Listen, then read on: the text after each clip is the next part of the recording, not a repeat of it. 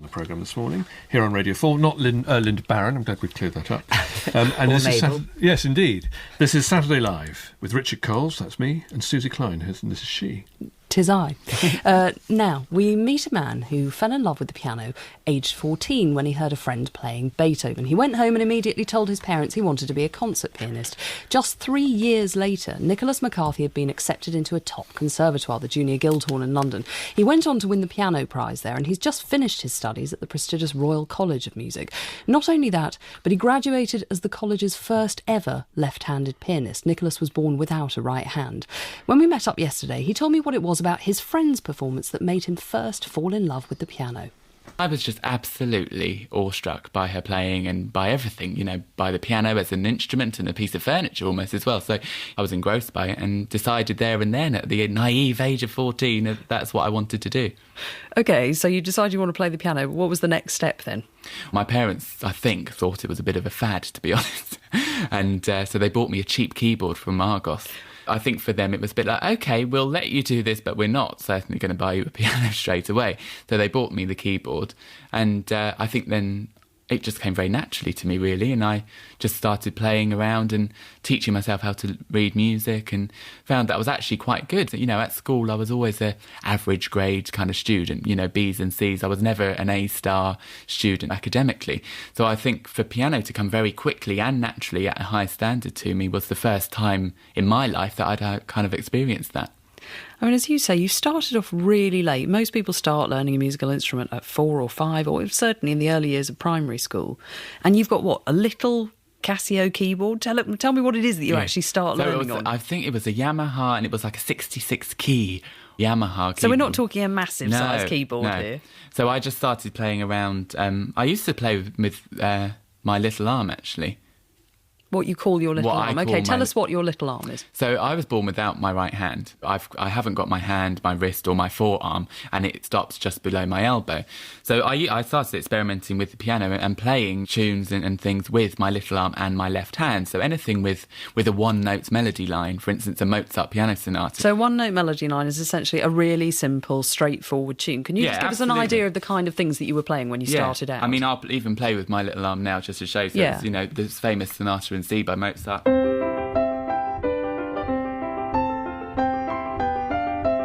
know, that kind of thing where that melody line in the right hand is actually played with my right stump. And that's how I first started, and I even did my ABRSM grades that way as well. But all the kids that I know who've taken grade exams, and I include myself in this, have been taught to read music and have had to have huge numbers of lessons to get even halfway decent at playing an instrument. At what point did you know that you had something that was different, that was special, that you could really play this? My parents aren't musicians either, so, you know, they didn't know what was happening. But obviously when they heard things that they've heard on the radio, they started to think, I think, you know, he might have something there. So they got a private piano teacher for me. And I remember I purposely didn't tell her about my lack of an arm. And I opened the door to her, and she just kind of looked down in a bit of shock and then covered it over. And then I played to her, and when I finished, I turned around and she had all tears rolling down her face. So I think that was, for me, was a stage where I realised that it wasn't just mum and dad saying I was good. It was someone else saying that.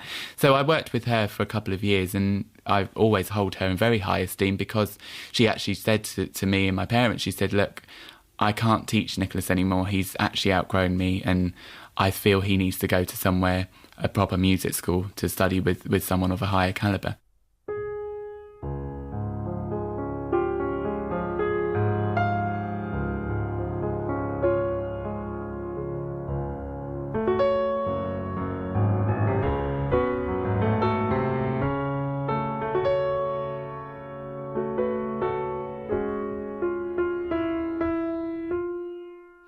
But you've also, I know, had some really serious setbacks. I mean, not everybody has been accepting of the disability. Not everybody has been accepting of you as a pianist with one hand. Was there a point where you thought, this is not going to happen? Absolutely. I mean, I looked at different music schools that I wanted to go to, and one of them, which isn't around anymore, actually, I paid for a lesson with one of the professors there, and we had the lesson, and she said, yeah, absolutely, think you should come and audition for the school. I think you'd be perfect for the school.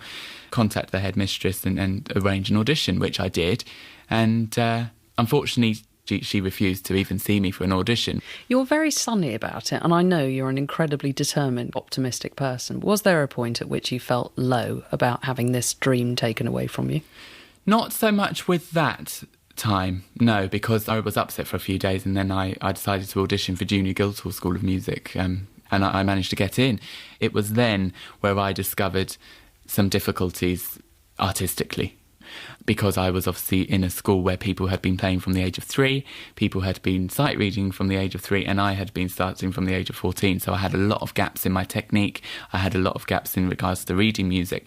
So I had to start from scratch, really. And then that was when I was first introduced to left-hand repertoire. And I mean, anyone who knows left-hand repertoire knows that you don't really get easy left-hand pieces. Well, let's talk about this, because there is a whole volume of music out there that is written with the left hand only in mind. That's right. Loads of it came about because of just one man. Who was this man who kind of commissioned all this amazing music for the left hand? Well, his name was Paul Wittgenstein, and he's the brother of the famous philosopher Ludwig Wittgenstein. He lost his right arm in the First World War, and to continue his concert career, he started to commission composers like Ravel, Prokofiev, Benjamin Britten to write left-hand concertos and solo works for him, so he can simply carry on performing. So we now have this amazing body of music that is written just for a pianist to play with a left hand. Absolutely. Can we just unpick a bit what it is that you physically have to do at the piano? Because the piano keyboard is designed that the left hand plays the deep, bassy low notes, the right hand plays the upper part, the treble high notes, which is usually the melody. And there are several pedals, but one of them sustains the notes, so holds them down. What is it that you're having to do to make a piece of music come alive that a two-handed pianist wouldn't have to? So with left-hand repertoire, I mean, it's very cleverly written to almost fake the sound of a two-handed player. If I just play you a short bit without the sustain pedal, and then I'll play the same part with, I think that will give a better idea of how it would work. Great. So I'll just play it without.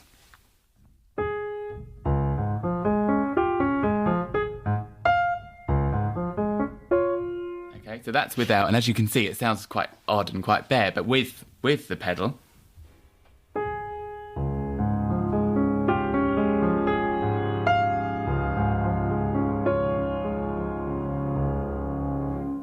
So you can hear it really does completely change everything and just creates that two-handed effect of that very clear melody in that upper part of the piano with that lovely arpeggiated lower part of the piano going as well. You graduated when from the Royal College? Back in July. Feels like a lifetime ago now, but yeah, it was only a couple of months back in July. So now you are officially a concert pianist? Well, yes. I mean, I was very lucky with my career because I started performing publicly in 2010 and it's continued from then. I've always been in work, which I'm obviously so thankful for. But yeah, I think now I'm out of education completely and standing on my own 2 feet. And yeah, I just hope everything carries on as it is, really. Are there people who come to your shows then just to see you because they want to see a disabled performer or see a left-handed pianist? Absolutely. Obviously, us as human beings are curious people. You know, I'm curious as well. So when they see a poster, for instance, or they've seen me on something, and left hand alone or one-handed pianist, I think that does strike up something in them where they think, oh, what's that about? I want to know. And that's fine because it gets them into the concert. And I know that once I've performed, I know that they come back time and time again, and it's lovely for me because I have people coming after the concert and they say, I'm not even into classical music and I just seen you on this and I thought I'd come and I really enjoyed it, it's amazing and I can't believe it's only one hand. And that's lovely because even to get someone who's not into classical music into this very specific repertoire, I think it's a wonderful thing for me to be able to do, and it's an absolute pleasure that that's happening.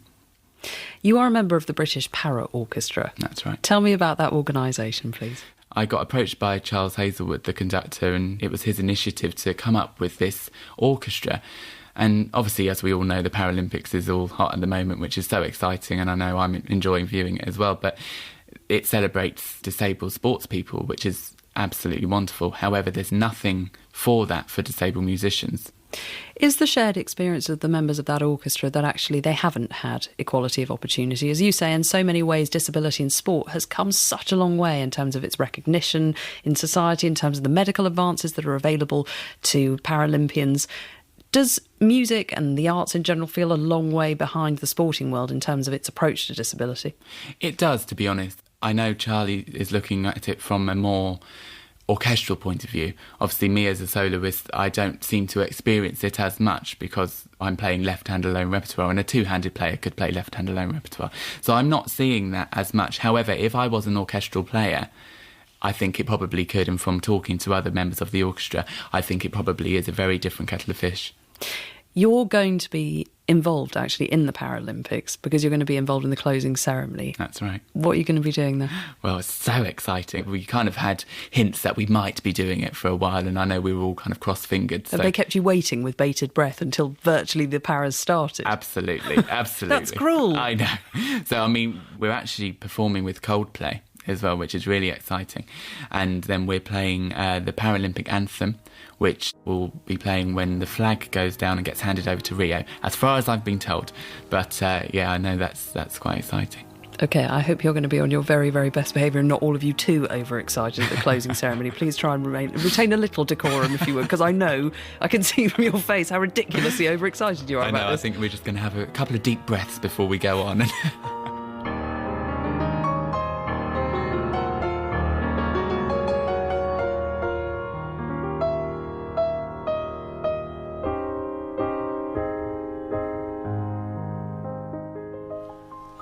That was the left-handed pianist Nicholas McCarthy playing Morgan by Richard Strauss. And sounding better than me playing it with two hands, actually. An Yes, extraordinary me too. I mean, one of the things, Lynda, I was wondering, we watch the Paralympics, and you see something quite radical happening, which is no longer discussion of disability in terms of what's impossible, but in terms of what's possible. Exactly. And I guess that's picked up too by that wonderful story of Nicholas and the extraordinary achievement. Completely inspiring, isn't he? And actually, I hold my hand up to ignorance. I didn't even know that there had been pieces of music written for left-handed or right-handed pianist. And you're right, Richard, I think, and I wish it was more in the arts in general. I mean, the Paralympics has become really focused now. People begin to understand it, they embrace it. And there's so much in the art world that isn't still and should be. You know, you'd expect it somehow with performers. They'd be much more open about it. But they're not, you know, there isn't the parts, there aren't the... He's extraordinary. A very good lesson for anybody that wants to be anything, to understand just how hard it is and how much you have to want it. And I thought one of the fascinating things about Nick was that his parents have never ever stood in the way of him doing anything, and that so much of what he is about is because his mum and dad always just said go for it. And I suppose that the role of the parent is absolutely essential there in what he's become. I mean, do you feel that as a mum that, of course, it's your job to nurture and to send your kids out there and just to tell them they can make the best of everything? I do, but I think that there's a fine line between trying to shelter them and not disappoint them. I still struggle with it. And I thought it was really interesting. You see, I probably would have gone out, not bought a grand piano, but I probably would have found a piano if my sons expressed an interest. They, quite rightly, his parents said, no, we're not going to do that. We'll give you a keyboard. Yes. You know, it's a fine... We all want our children to do well, but I honestly feel, and I know when my marriage broke up, I wanted to make amends. So I didn't want them to feel pain and other than what they'd been through. And the mistake there is, then they get into their 20s and turn around and go, it's so hard, mother.